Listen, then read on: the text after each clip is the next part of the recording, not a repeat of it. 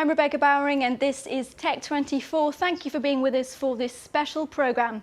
Coming up, breaking out of science fiction and landing at a school near you. Tech24 meets education's most popular humanoid robot. He's 60 centimetres tall and his name is Now. Driving solo, serving drinks and clearing up after an earthquake. We look at what else today's robots can do and ask where the technology is headed. He's cute, he's funny, and he does what you say, well, most of the time anyway. No, that's not my description of the perfect man, though he might just be one. Let's meet Now. Once upon a time, robots were the stuff of science fiction. Now they're more and more a part of everyday life. This is Now, a fully programmable humanoid robot.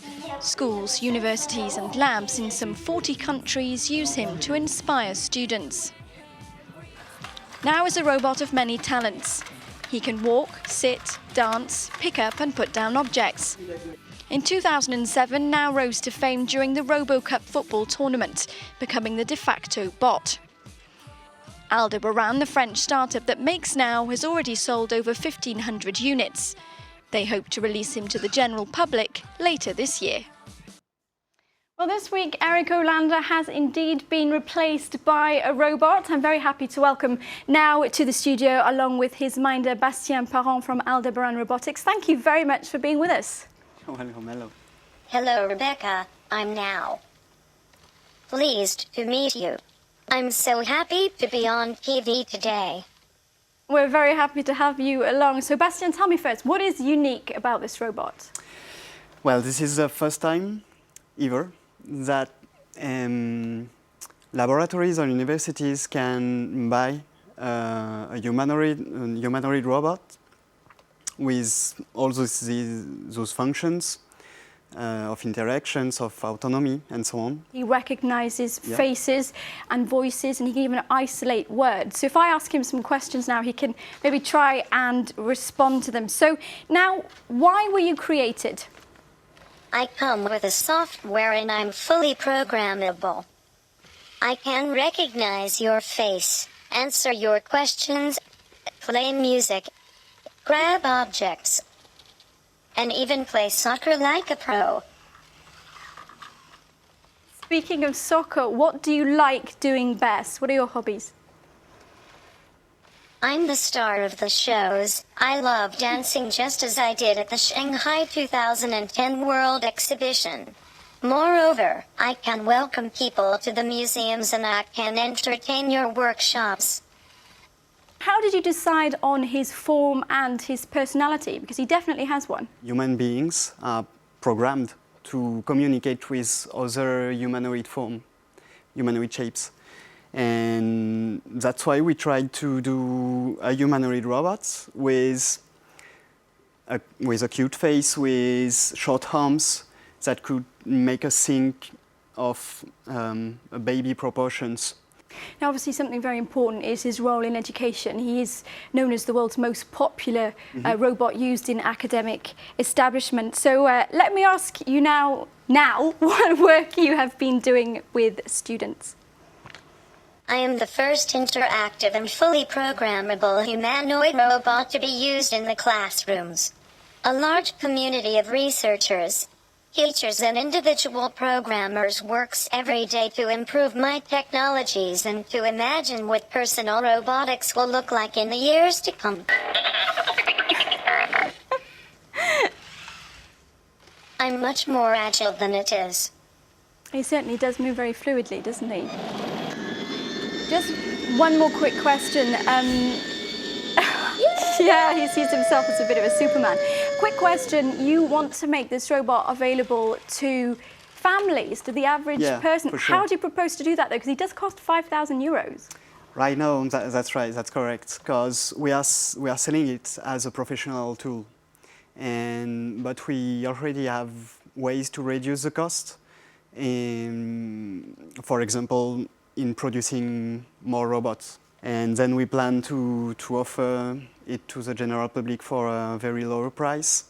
We will try to make it affordable. So one day he might be a fixture in everyone's homes. Stay with us. We're now going to bring you some more robot news in part 2.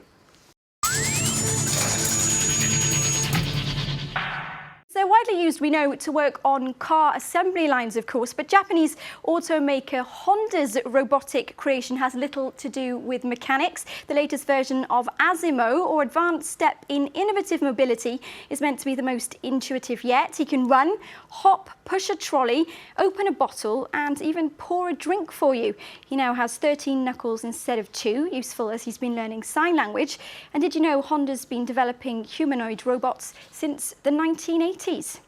Meanwhile, Google set itself a new challenge to get its fleet of self-driving cars, yes, like Herbie the love bug, to drive 1 million miles without any driver intervention. The goal of these vehicles is to help people with limited mobility. There was a little crash back in August, but ironically, Google says it was caused by human error.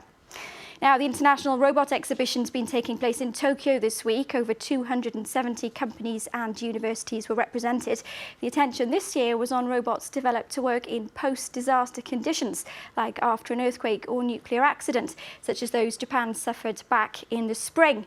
On show, robots that can cut through concrete and carry debris, operated by remote control. Now, Foxconn, that's the company in China that assembles Apple's iPad, has announced that over the next 3 years it will be replacing 1 million people with robots. Obviously, this is changing the way that manufacturing looks in the 21st century. Just to ask you, Bastien, your robot is assembled by hand. Would you ever use robots to make your robot? No, we didn't. That's not the purpose of this kind of robot. We do not design it to be as precise as could be robot for building cars, for example. It is entirely hand-built, handcraft in Paris, in the center of Paris. So it's kind of, I don't know,